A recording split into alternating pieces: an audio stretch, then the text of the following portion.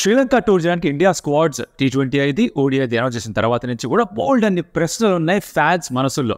వాటన్నిటికీ సమాధానం ఎప్పుడు దొరుకుతుందిరా అంటే coach and chairman selection committee and captains వచ్చి ఒక ప్రెస్ కాన్ఫరెన్స్ పెడితే ఆన్సర్స్ వస్తాయేమో చాలా మంది అనుకున్నారు. ప్రెస్ కాన్ఫరెన్స్ నిర్వహించారు, ఆన్సర్స్ వచ్చాయా, ఏంటి పరిస్థితి మాడుకుందాం పదండి. Welcome to Some Tales. నా పేరు కౌశిక్ అండ్ ఇప్పటిదాకా ఎప్పుడు కూడా సబ్స్క్రైబ్ చేసుకోకపోతే kindly consider doing that, because ఈ స్పోర్ట్స్ కాంటెంట్ దగ్గరికి వస్తూనే ఉంటుంది. అండ్ అలాగే non sports content, everything other than sports, దానికి ఇంకో కొత్త ఛానల్తో రాబోతున్న ముందుకి అతి త్వరలో దాని గురించి కూడా డీటెయిల్స్ ఇస్తాను. అక్కడ కూడా కాస్త మీ ఎవరైనా తెలిపితే చాలా హ్యాపీగా ఫీల్ అవుతాం మేము. బట్ అఫ్ కోర్స్ ఈ టాపిక్ ఏమిట్రా అంటే the press conference that happened on the morning. Ajit Agarkar and Gautam Gambhir head coach for the first time press conference address చేశారు.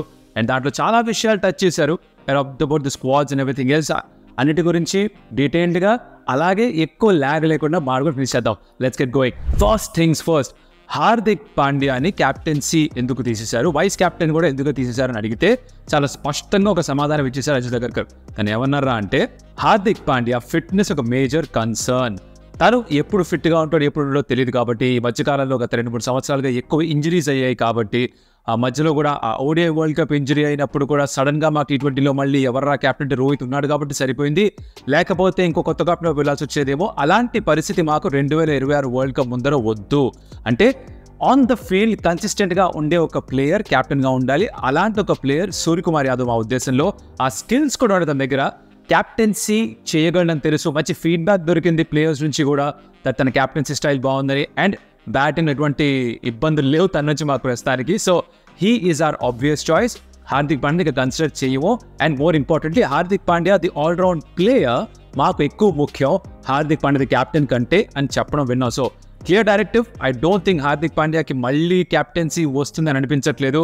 I think if it's not Suryakumar Yadav, బహుశా నెక్స్ట్ జనరేషన్కి pass on చేస్తారేమో, which looks like Shubman Gill. ఎందుకో will talk in due course of time. Next important point was about Ravindra Jadeja. ODI స్క్వాడ్లో వేలేదేంటి తన్ని అని అందరూ అనుకున్నారు. అదేంటి తీసి పారేశారా, ఇంకా మళ్ళీ ODIs ఆడడా అని చెప్పి పెద్ద క్వశ్చన్ మార్క్ కూడా వచ్చింది. T20I's రిటైర్మెంట్ చేసిన తర్వాత శ్రీలంక ODI స్క్వాడ్లకు వేయకపోయేసరికి అందరికీ కూడా కాస్త కంగారు. మళ్ళీ చూడవా సార్ రవీంద్ర జడేజాని, one of the best all rounders Indian క్రికెట్లో, spin bowling all rounders of course. అయితే దానికి కూడా క్లారిటీ వచ్చింది. ఏమన్నారా అంటే లేదు, మేము అప్పుడు అనౌన్స్ చేసినప్పుడే కాస్త క్లారిఫికేషన్ ఇచ్చుంటే బాగుండేది, ఆ పని చేయలేదు, మేము ఇచ్చింది రెస్ట్ మాత్రమే. దీని తర్వాత ఒక 10 టెస్ట్ మ్యాచెస్ రాబోతున్నాయి ఇండియాకి, అండ్ చాలా ఇంపార్టెంట్ ఆల్రౌండర్ కాబట్టి తను ఫ్రెష్గా ఉండాలనుకున్నాము. He is in the scheme of things. రాబోయే కాలంలో ODIలో తను ఖచ్చితంగా ఉంటాడు, దాన్ని కన్సిడర్ చేస్తామని చెప్పారు అజిత్ అగర్కర్. అండ్ ఒకే స్క్వాడ్లో ఇద్దరు లెఫ్ట్ ఆర్మ్ స్పిన్నర్స్తో ఒక 3 మ్యాచ్ సిరీస్కి వెళ్ళడం పెద్ద అవసరం అనిపించలేదు మాకు. అక్షర్ పటేల్ ట్రై చేద్దాం అనుకున్నాం. T20Iలో చేసిన రోలే మళ్ళీ చేయగలడా లేదా చూద్దాం అనుకున్నాం. అందుకని జడేజాకి రెస్ట్ ఇచ్చాం అని చెప్పారు. Very clear. సో ODIలో కన్సిడర్ చేయబోతున్నారు రవీంద్ర జడేజాని.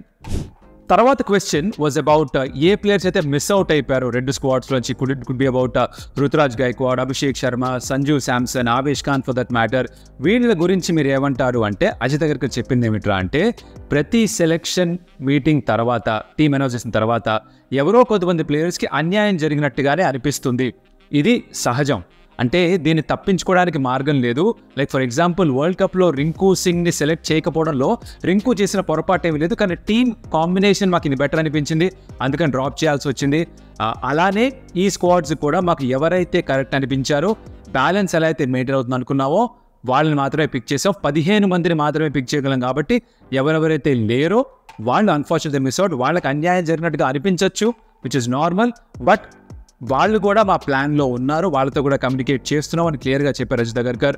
అండ్ ఆఫ్ కోర్స్ ఇంకో ఇంపార్టెంట్ పాయింట్ చెప్పేది ఏంటంటే ఎవరైతే స్క్వాడ్లో ఇప్పుడు ఉన్నారో వాళ్ళు డిజర్వింగ్ క్యాండిడేట్స్. వాళ్ళకి అర్హత లేకపోతే ఈ ప్రశ్న రావాలి, వాళ్ళకి అర్హత ఉంది కాబట్టి వాళ్ళు ఆడుతున్నారు అని చెప్పారు. ఇంకొక పాయింట్ ఏమిట్రా అంటే ఇప్పుడు ఉన్న పొజిషన్స్లో ఎవరైతే ఉన్నారో వాళ్ళు కనుక వాళ్ళ పొజిషన్లో పర్ఫామ్ చేయకపోయినా, ఒకవేళ ఇంజురీ అయినా రెడీగా వాళ్ళ స్థానాన్ని భర్తీ చేయడానికి మా దగ్గర ప్లేయర్స్ ఉన్నారు. అంటే ఇప్పుడు ఫర్ ఎగ్జాంపుల్ T20 ఇంటర్నేషనల్స్లో ఓపెనర్స్లో ఎవరో ఒకరు సరిగా పర్ఫామ్ చేయకపోతే ఆ స్థానంలో రుతురాజ్ గైక్వాడ్ రావడానికి రెడీగా ఉన్నాడు, వీఆర్ లుకింగ్ అట్ హిమ్ అని చెప్పారు. అలాగే ODI సెటప్లో రిషబ్ పంత్ అండ్ KL రాహుల్ ఉన్నారు కాబట్టి సంజు శాంసన్కి జాగా దొరకలేదు. Is got to wait. But ఎప్పుడైతే ఆ స్థానం క్రియేట్ అవుతుందో అప్పుడే తను వస్తాడు. అంటే ఒక ఆర్డర్ ఉంది వీళ్ళకి, 1, 2, 3, 4, 5 వీళ్ళు ఇక్కడ ఉన్నారు అని ఫిక్స్ అయ్యారు. ఆ ఆర్డర్ ప్రకారంగా సెలెక్ట్ చేశారు. That doesn't put end the debate. ఇప్పటికి కూడా గిల్ గైక్వాడ్ ఇంకా నడుస్తూనే ఉంది. ఇన్ఫాక్ట్ నేను కూడా ఒక వీడియో చేశాను గిల్ వర్సెస్ గైక్వాడ్ అని. చాలామంది దాన్ని మెజారిటీ ఆఫ్ దెమ్ అండర్స్టూడ్, చాలామంది దాన్ని సరిగ్గా అర్థం కూడా చేసుకోలేదు. నేను ఇద్దరు కూడా సమానంగా అర్హులే అని చెప్పినా కూడా జనాలు అదేదో వన్ సైడ్ కాంటెస్ట్గా మార్చేసి అనుకున్నారు. దట్స్ ఒక్కొక్క పర్స్పెక్టివ్, అది దాన్ని పెద్దగా మనం ఇన్ఫ్లుయెన్స్ చేయలేము. బట్ మ్యాటర్ ఏమిట్రా అంటే అజిత్ దగ్గర చెప్పింది కూడా ఇది, ఎవరైతే అర్హులో వాళ్ళు ప్రస్తుతానికి స్క్వాడ్లో ఉన్నారు, లేని వాళ్ళని మేము కన్సిడర్ చేస్తున్నాం, వాళ్ళతో కన్సిస్టెంట్గా మాట్లాడుతున్నాం, వాళ్ళు మా ప్లాన్స్లో ఉన్నారు. Next important point was again ఈ గిల్ గురించి మాట్లాడుతూ, ఎందుకు గిల్ నీకు వైస్ క్యాప్టెన్సీ ఇచ్చారు, ఏంటి దాని వెనకాల ఉన్న లాజిక్ అంటే, అజిత్ అగర్కర్ అండ్ గౌతమ్ గంభీర్ తక్కువే మాట్లాడు దాని మీద. అజిత్ అగర్కర్ చెప్పింది ఏమిట్రా అంటే, on format player Shubman Gill Indian టీంలో, ఇది మాకు చాలా క్లియర్గా ఒక ఐడియా ఉంది. అందుకనే రాబోయే తరానికి ఎవరో ఒక లీడర్ కావాలి కదా, ఇప్పటి నుంచే గ్రూమ్ చేయడం బెటర్ మాకు అనిపించింది. హార్దిక్ పాండ్యాతో జరిగింది, సడన్గా గాయమైతే మళ్ళీ ఎవర్రా అంటే నేను రోహిత్ శర్మ వైపు చూసినట్టుగా మళ్ళీ అటు ఇటు దిక్కులు చూడకుండా ఒక ప్లేయర్ ఉండాలి అంటే మాకు శుభ్మన్ గిల్ ప్రస్తుతానికి కనిపించాడు. టీం నుంచి కూడా వచ్చిన ఫీడ్బ్యాక్, లీడర్షిప్ క్వాలిటీస్ చూపిస్తున్నాడని చెప్పేసి సీనియర్స్ కూడా ఇచ్చిన ఫీడ్బ్యాక్ అన్నీ కూడా పరిగణలోకి తీసుకొని తనని వైస్ క్యాప్టెన్ చేశాము అని చెప్పారు.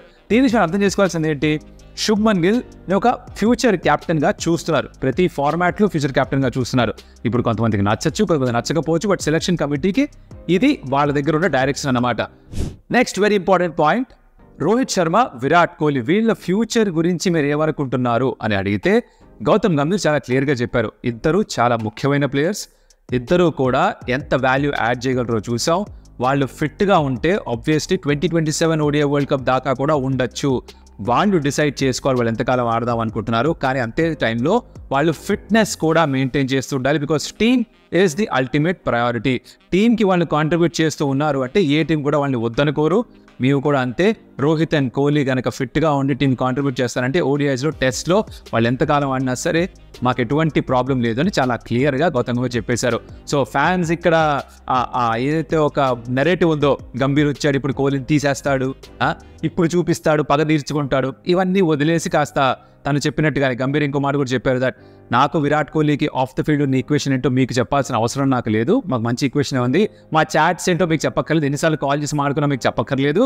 కాకపోతే ఏమిటంటే ఇద్దరం ఇప్పుడు ఒకే జెర్సీ కోసం ఆడుతున్నాం, ఇద్దరం కూడా టీమిండియా కోసం ఆడతాం కాబట్టి మేము దానికి సంబంధించినట్టుగానే మా అనుచరణ కూడా ఉంటుంది, దానికి సంబంధించినగానే మా ఈక్వేషన్ కూడా ఉంటుందని చాలా క్లియర్గా చెప్పేశారు. Workload management, because Gautam Gambhir ఒక పాత రీల్ చాలా వైరల్ అవుతుండేది. ఇన్ఫాక్ట్ నేను కూడా దాని మీద ఒక ఇన్స్టాగ్రామ్ రీల్ చేశాను, very set talk about work load management. నేను దీన్ని బిలీవ్ చేయను, అందరూ ఫిట్గా ఉంటే ప్రతి ఫార్మాట్ ఆడాల్సిందే, ఇలా పిక్ అండ్ చూస్ చేసుకొని ఇది ఆడతాను ఇది ఆడను అని చెప్పడానికి లేదు అని ఒక క్లియర్ డైరెక్ట్ వర్డ్ ఇచ్చారు. దాని మీద అడిగితే ఈసారి కాస్త క్లారిటీ ఇచ్చారు. ఏమిట్రా అంటే బౌలర్స్కి ఈ వర్క్ లోడ్ మేనేజ్మెంట్ చేయడం బహుశా అవసరమేమో. సమయంలో జస్ప్రీత్ బుమ్రా ప్రతి ఫార్మాట్లో ప్రతి మ్యాచ్లో ఆడిస్తే మనకే మంచిది కాదు అని మేము అర్థం చేసుకుంటున్నాం. కాకపోతే నేను బ్యాటర్స్ గురించి మాట్లాడుతున్నాను, వాళ్ళు అవైలబుల్గా ఉండి ఫిట్గా ఉంటే ప్రతి ఫార్మాట్లో ఉండడం బహుశా ఆడడం కరెక్ట్ అని భావిస్తున్నాను చెప్పారు. అంటే ప్రతి ఫార్మాట్లో అందరూ ఆడాలని కాదు, అగైన్ ఎవరైతే వాళ్ళ ఉద్దేశంలో ఆల్ ఫార్మాట్ ప్లేయర్సో వాళ్ళు కనుక ఫిట్గా ఉంటే ప్రతి ఫార్మాట్ ఆడాలట. సో వాళ్ళకి వర్క్ లోడ్ మేనేజ్మెంట్ కాన్సెప్ట్ వర్తించదుట. It is only for batters. So bowlers and all rounders ఆ జాబితాలోకి రారు అని గౌతమ్ గంభీర్ చెప్పారు. Then this makes sense because amount of load body పైన పడే లోడ్ ఏదైతే ఉందో అది బ్యాటర్స్ పైన కొంచెం తక్కువ in comparison to the bowlers and the allrounders. So mental load కంటే కూడా ఫిజికల్ లోడ్ గురించి మాట్లాడుతున్నాం. మెంటలీ అంతే స్ట్రెయిన్ అవుతారు అందరూ కూడా, but physically the bowlers and allrounders ఎక్కువ స్ట్రెయిన్కి గురవుతారు కాబట్టి this now makes sense. Rishabh పంత్ని ఓడిఐ స్క్వాడ్లోకి తీసుకొచ్చారు. దాని వెనకాల ఏంటి మీ ఆలోచన, అలాగే తన వైస్ క్యాప్టెన్సీ తనకి ఎందుకు వెళ్ళేది, గతంలో చేశాడు కదా అని చెప్పి అడిగినప్పుడు ఇక అంగర్కర్ మీరు వెరీ ఇంపార్టెంట్ పాయింట్ ఈ సెట్ దట్ ఇప్పుడిప్పుడే మళ్ళీ క్రికెట్ ఆడుతున్నాడు, T20 వరల్డ్ కప్లో ఆడాడు, IPLలో ఆడాడు, తను ఎంత క్రికెట్ ఆడితే మాకంత మంచిది, we want him on the park as often as possible, this is what he said. అందుకనే ఓడిఐస్లో కూడా తీసుకొచ్చాం. అండ్ ఇక్కడ బాగా ఆడితే తెలుసు దీని నుంచి మళ్ళీ గ్రాడ్యుయేట్ చేసి టెస్ట్ క్రికెట్ కూడా తీసుకెళ్లొచ్చు. టెస్ట్ మ్యాచెస్లో ఒంటి చేత్తో మ్యాచెస్ గెలిపించిన సందర్భాలు చాలా ఉన్నాయి. అందుకని we want him to play test cricket as soon as possible. But of course rush చేయలేరు అని కూడా తనే చెప్తున్నారు. అండ్ ఇప్పుడు తన ప్లేయర్గా కాస్త కమ్బ్యాక్ చేసి ప్రతి ఫార్మాట్లో ఆడి నిలదొక్కునే తనకి కాన్ఫిడెన్స్ పెరిగేంత వరకు మేము అనవసరంగా ఈ లీడర్షిప్ రెస్పాన్సిబిలిటీ ఇద్దాం అనుకోవట్లేదు అని చెప్పేశారు. Which also tells you that Rishabh Pant and KL Rahul వాళ్ళ front line choice of wicket keeper batters. అందుకే సంజు శాంసన్ని కన్సిడర్ చేయలేదు ఓడిఐస్లో. ప్యూర్ బ్యాటర్గా కన్సిడర్ చేయొచ్చు కదా అంటే వాళ్ళు చేయలేదు. రియాన్ పరాగ్ ఎందుకు తీసుకున్నారు, తన స్థానంలో తీసుకోవచ్చు కదా అని ఏ జర్నలిస్ట్ కూడా అడగలేదు ప్రెస్ కాన్ఫరెన్స్. సో వాళ్ళు కూడా సమాధానం చెప్పలేదు. అడగకపోతే అన్నవే పెట్టదు కదా, వీళ్ళకి సమాధానం ఇస్తారు, ఎవరు అడగలేదు, వీళ్ళు చెప్పడం లేదు. బట్ అర్థం చేసుకోవాల్సిన విషయం ఏమిటంటే బహుశా రియాన్ పరాగ్ కాస్త బౌలింగ్ కూడా వేయగలడు కాబట్టి maybe that tip the scales in his favour అని నాకు అనిపిస్తుంది. Unfortunate for Sanju Samson for sure, but like they said ఒక 15 అనౌన్స్ చేసినప్పుడు ఎవరో ఒకరికి అన్యాయం జరిగింది అనిపించడం సహజం అని వాళ్ళే అంటున్నారు మరి. సో సపోర్ట్ స్టాఫ్ గురించి ఒక ప్రశ్న అడిగినప్పుడు గౌతమ్ గంభీర్ చెప్పిన విషయం ఏమిటంటే అంటే అభిషేక్ నాయర్ అండ్ రాయన్ టెండూల్కర్ వీళ్ళిద్దరూ core members of the support staff. వీళ్ళు ట్రావెల్ చేయబోతున్నారు టీంతో పాటు శ్రీలంకకి అని చెప్పారు. అండ్ వాళ్ళతో పాటు కాదు ఫీల్డింగ్ కోచ్గా దిలీప్ అండ్ స్పిన్ బౌలింగ్ కోచ్గా సాయిరాజ్ బౌతులే కూడా ట్రావెల్ చేస్తున్నారు. అయితే ఇంకొక విషయం ఏంటో చెప్పిందంటే శ్రీలంక టూర్ అయిపోయిన తర్వాత ఫైనలైజ్ చేస్తాం పూర్తిగా ఎవరో సపోర్ట్ స్టాఫ్లో, అండ్ వీళ్ళిద్దరైతే ఉంటారనే చెప్పినట్టుగా అనిపిస్తుంది. ఎవరు? అభిషేక్ నాయర్ అండ్ రాయన్ టెండూల్కర్. దిలీప్ ఇంకా సాయిరాజ్ బౌతులే ఉంటారో తెలియదు. గంభీర్ చెప్పింది ఏమిట్రా అంటే ఒక పర్టిక్యులర్ లైక్ బ్యాటింగ్కే కోచ్, బౌలింగ్కే కోచ్ అలా కాకుండా అసిస్టెంట్ కోచెస్గా అభిషేక్ నాయర్ని, రాయన్ టెండూల్కర్ని పెట్టాం. అంటే వాళ్ళు ప్రతి డిపార్ట్మెంట్ని కూడా అబ్జర్వ్ చేస్తుంటారు అసిస్టెంట్ కోచెస్, వాళ్ళ రోల్ ఇంకాస్త పెరుగుతున్నట్టుగా చెప్పారు. And he's happy with the options is given to BCCI. వాళ్ళు నేను చెప్పినవన్నీ ఆల్మోస్ట్గా ఒప్పుకున్నారు, రిపోర్ట్స్ వస్తున్న సోషల్ మీడియాలో అంత నిజమేవి కాదు, నేను అవి చూసి నవ్వుకున్నారని కూడా చెప్పారు గౌతమ్ గంభీర్. T20Isకి, ODIస్కి, టెస్ట్ మ్యాచెస్కి సెపరేట్ స్పెషలిస్ట్ స్క్వాడ్స్ వైపు వెళ్తోందా ఇండియన్ టీం అని అడిగితే గౌతమ్ గంభీర్ ఏం చెప్పారా అంటే ఫ్యూచర్ బహుశా అలానే ఉన్నట్టుగా అనిపిస్తోంది. ఎలాగో రోహిత్, విరాట్ అండ్ జడేజా రిటైర్ అయిపోయారు కాబట్టి ఒక ట్రాన్సిషన్ ఫేజ్లో ఉంది T20 international team for India. And రాబోయే కాలంలో స్పెషలిస్ట్ టీమ్గా మారిపోవచ్చు అని అన్నారు. కాకపోతే అజిత్ అగర్కర్ కూడా చెప్పింది ఏమిటంటే కోర్ టీం ఏదైతే ఉందో ఒకవేళ కనుక ఆ core group on format players అయితే మాకు వాళ్ళు అందరూ ప్రతి ఫార్మాట్ కావాలి టీమ్కి. ఆ ఫార్మాట్లో అయినా సరే ఇండియన్ టీమ్కి ఏది బెస్ట్ కాంబినేషనో వాళ్ళు ఉండడం మాకు ముఖ్యం. If it so happens that majority of them ప్రతి ఫార్మాట్ ఆడతారు అంటే ఆడతారు. కాకపోతే సూర్యకుమార్ యాదవ్ని ఓడిఎస్కి కన్సిడర్ చేయట్లేదు, తనని T20 ఇంటర్నేషనల్ మాత్రమే కన్సిడర్ చేస్తున్నాం ప్రస్తుతానికి చాలా క్లియర్గా అజిత్ అగర్కర్ చెప్పారు. సో ఓడిఐస్లో స్కై బహుశా ఇంకా కనిపించడేమో, అట్లీస్ట్ రాబోయే కాలం అయితే ఇమీడియట్ ఫ్యూచర్లో కనిపించబోట్లేదు. ఛాంపియన్స్ ట్రోఫీకి I don't think they looking at him. So all in all ఇదన్నమాట మేజర్ పాయింట్స్ ఈ ప్రెస్ కాన్ఫరెన్స్ నుంచి.